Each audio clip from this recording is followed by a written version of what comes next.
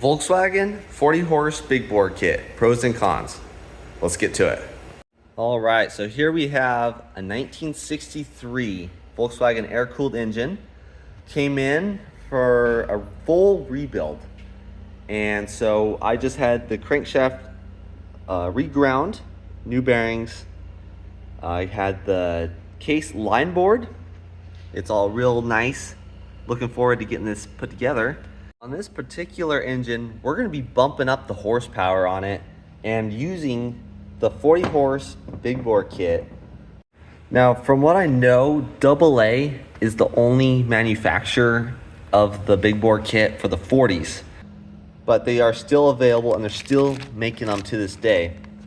So let's go over the differences and what you will need to do to fit these guys into your case.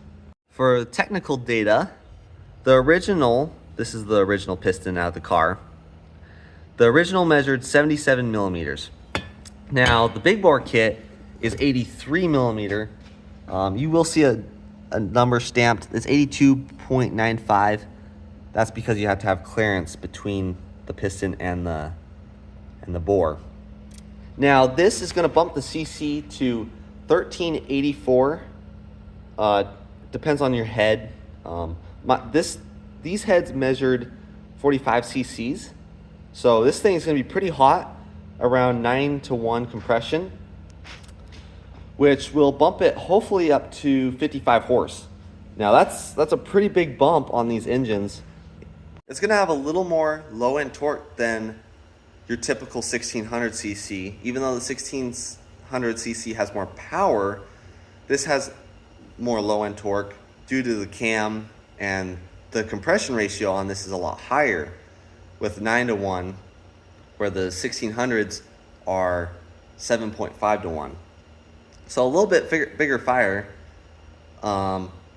These pistons will slip right into the case, but there's one thing you have to check, and I will show you that real quick. Now, like I said, it'll slip right on in, which is pretty slick. Just like your stock size.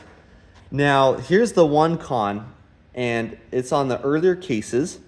So this is a 63, this falls into it. I believe pre-65 had this issue. You have to machine this surface down because the piston skirt will actually hit it, because it is 6 more millimeters bigger than the original. It's not a big deal. You just take a Dremel and polish it down a couple thousandths. It won't hurt the case at all. I've done several of them. Now, make sure you do this before you put the case halves together, because you're gonna have shavings going everywhere, just like a line bore. So do that and you will have no issues. And that is cylinder 3. The rest of them are good. No issues there. Now, long story short, before I knew that you needed to do this, I had a 40 horse big bore kit. It was an early case, and I just threw the big bore kit on it without grinding that. And that was not fun. I went to start it and it was banging real good. So I had to take it all apart. Come to find out, you have to do this. So don't make that mistake. Other than that, it's just slip in, ready to go. People debate whether these get too hot with extra compression and warping. I've had no issues with the warping. These are actually a lot thicker than your 1600 big bores. Those are pretty thin and they do tend to get hot and warp.